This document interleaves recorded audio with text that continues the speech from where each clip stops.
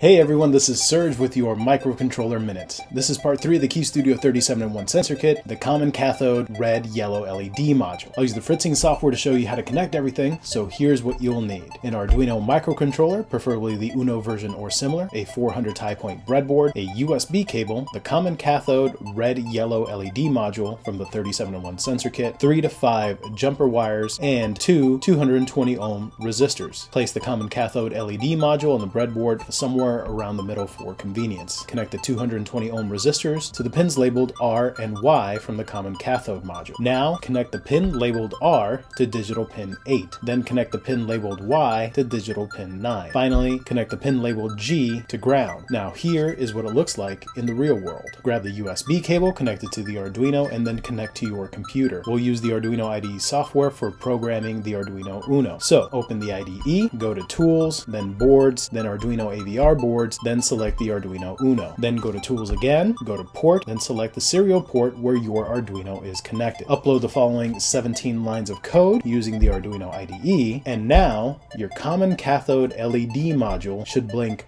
red and yellow every few milliseconds. Try modifying the code. The timing variable gives the delay function the number of milliseconds to wait before changing from one state to another. Change the timing value and see what happens. Once you get the hang of it, come back and join us for the next module.